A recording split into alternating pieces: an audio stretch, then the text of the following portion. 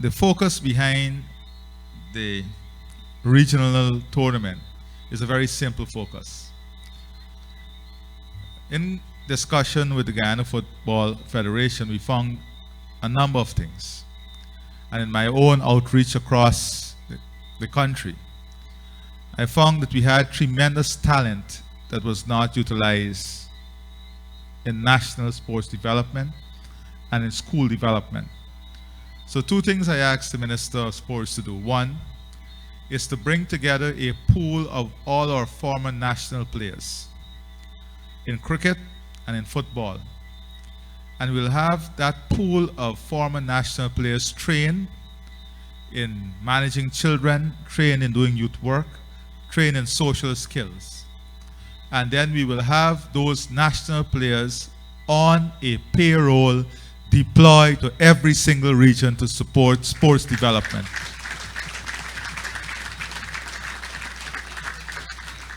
So the pride of being a former national player would never be lost, and integrating them back into what we do. And very sadly, many of them were not positively contributing or being utilized. So we're transferring that honor that they had when they wore our national colors into very positive energy and positive work all across the region. So it will be the utilization of their skills for the revival of sports generally and physical education in schools all across our country and in clubs, so that they will be attached to the schools and to the clubs. That's the first thing. The second thing is that I found that the format of club football is a good format. But for us to achieve a vision of getting to the next World Cup, we had to get to a tournament that allow us to see every single player perform. Whether you're from Region 9, Region 1, Region 8, we need to see the best collection of talent we have in the country. So before the regional tournament would have commenced, they had a series of matches into ward, into village, into community matches that led to the selection of the regional teams. I remember the guys from the Guyana Defense Force were very concerned about which ward they will fit into, because they weren't playing as Guyana Defense Force anymore. They had to go back to play for the ward. And this is very important. This is one of the things that killed regional cricket, because when guys believed they arrived at a certain point, they never went back to play for the local clubs and the local teams. And that did not help to build new talent and nurture new talent. So from day one, we have to set that right. You have to go back and play for your community. You can go to Madrid or wherever you want to go. If you don't come back, in my belief, if you don't come back and play in your local season, then you should not be selected in your national team. You have to give back. That is how talent is developed. You have to make sacrifices. So the third thing is, what happens after the tournament? That was the big question. So you come, you play, and a lot of investment is not only the cash investment by game, it's investment in uniform, it's investment in logistics, transportation. It's not easy. It's a very, very expensive endeavor to put this tournament together. At the end of this tournament, I've committed to the Guyana Football Federation that we will jointly work on putting together a pool of 75 players. 75, he said? A pool of 75 players who will be selected from this tournament that will form the national pool and be converted into the National Football Academy, aimed at making football your food and fuel for the next couple of years in preparation for us going to the World Cup and in preparation for us being able to go to the World Cup. You will have to train. You will have to subject yourself to the training. We are going to work on putting you in the part-time employment program so that you will have an income. You'll have to do some amount of community work, coaching. You'll have to do coaching, positive contribution to community development. And then, of course, there's a overarching strategy that the GFA, the Guyana Football Federation, is also working on to add to that pool. At the end of the whole strategy, we are hoping to put together a team that can give up their best and compete to get to the next World Cup. At least we know that we're giving it our best shot. And we're doing that for a number of reasons. This is perhaps one of our closest, I wouldn't say easiest, closest opportunity to get to the World Cup because of how it is structured and where we are located. The World Cup has 3 host nations. Those of you who follow World Cup understand what that means. So it is really up to the guys in this room and girls in this room to make this happen. I want to say very quickly, though, that this is not only an endeavor we're looking at from the male perspective, because our female Jaguars are incredible. And perhaps if you speak to footballers, they will tell you they have a better chance of making the World Cup. That is just what they say. They are an incredible unit, and they have done us proud.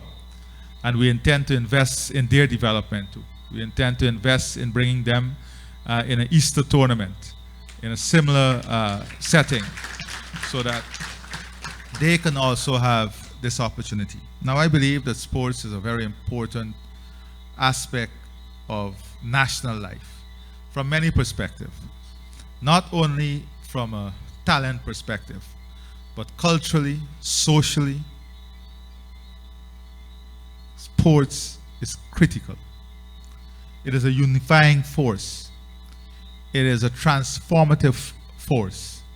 If you look at communities that have a very vibrant sporting environment, you would see less social problems in those communities, because a lot of energy from young people is positively directed on the field. And sports, if done in the correct way, is the greatest teacher of discipline. The greatest teacher of discipline.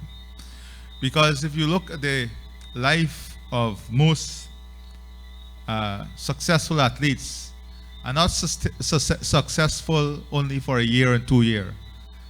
Sustainably successful, with a long career, with minimal injuries, and with good discipline, you will see that they had to exhibit a high degree of consciousness in their life, in what they eat, what they drink, how they socialize, what they do. And this is what we need to understand. The sports family in this country need to understand that this is not just about going out there and playing football. You influence people. When you're a national footballer and you go back to your community, if people see you doing the wrong things, they will say, look, he's a national footballer and he do it, so it doesn't affect your game.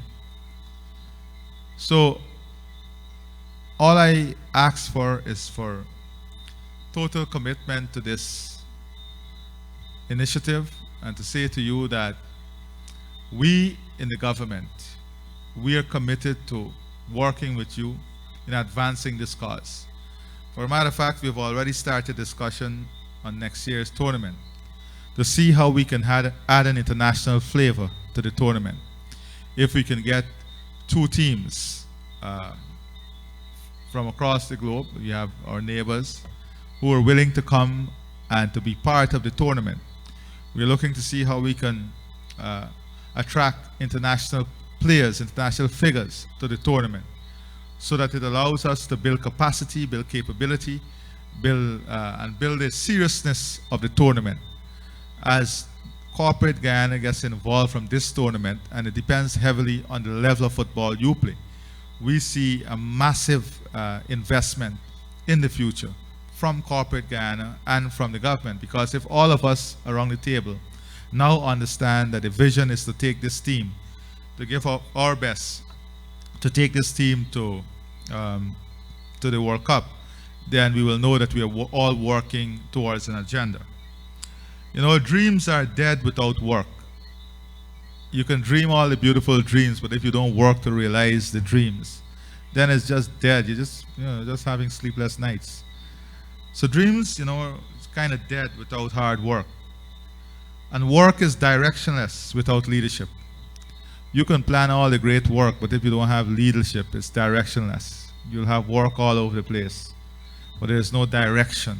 There is no leadership in taking that work forward. And leadership is damp without vision. You ever heard about visionless leadership? Because leadership requires vision. Leadership is damp without vision. And vision is hopeless without dreams. So we come back to the situation of dreams. Now, what is the difference? Dreams are but simply sleepy without belief. Today, I want us all to believe. Believe that we can do it. Believe that you can wake up from the sleepy nature of dreams and convert the dreams into reality. Convert that dream into a vision that will lead to reality. And I want the footballers to know that you're sitting here among corporate leadership, football leadership, sports leadership, and the government leadership, because we collectively believe that we can do this. We collectively believe that we can do this. In order to ensure that the tournament was run on a very even platform, the coaches were also selected differently. What we sought to do was to get the best national coaches we have, put all the teams in a container, and have them select which team they will coach as the head coach.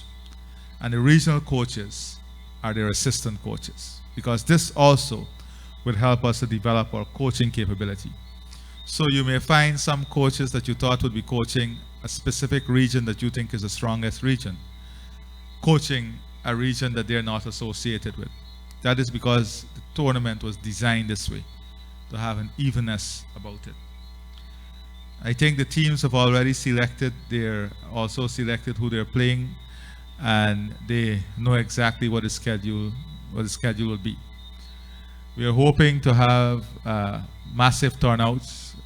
We know for sure the semifinals and finals on Christmas Day, and we are asking corporate Guyana to get behind this tournament. We want a lot of heat generated. We want a lot of rivalry generated, positive rivalry. You know, must have that. And we want fans to follow their teams. Very important. We want fans to follow their team. At the end of the tournament, we intend to set up a kind of body, not taking over football, working with Guyana Football Federation. And I must say the guys are very, very much interested in working together. And that team will include overseas Guyanese who are around football for a long time. I see Mr. Tony White here. It will include the government's corporate sponsors working together with the Guyana Football Federation on a full-scale national plan to take our football forward and to take our team forward. So I wish all the teams well. I wish you success. Of course, I am from a particular region in the country, but I'm supporting good football. But I'll be happy if region win, you know, it's supporting good football. And I would say to the footballers that you have an opportunity now, and you're playing for much more than this tournament, because that national pool of players, very, very critical. And we hope that you give this your best shot. To the Guyana Football Federation, I want to thank you for your work in working together with the government and putting this together. I think this is the partnership and type of partnership that would take the sport to a higher level. In every organization you have challenges, but I must say that in this tournament I've seen a full commitment to working together from all those who are concerned about the affairs of football. A very, very fulsome endeavor to work together. And I want you to give them a really big round of applause. It is only through the unity of partnership that we can achieve what we set ourselves to achieve. I want to thank the Minister of Youth, Sports and Culture, Charles, and his team for their work. And finally, in closing, I want to thank Corporate Guyana, especially those I call, for your brilliance in responding, for your commitment towards this national dream. And when we realize this dream, you will always remember that you are part of it. And you will be part of it, because I said to the GFF, when success comes, sometimes we drop those who were there with us in the trenches. And I don't intend for those corporate sponsors to be dropped. So good luck, God bless you, and we look forward for good football.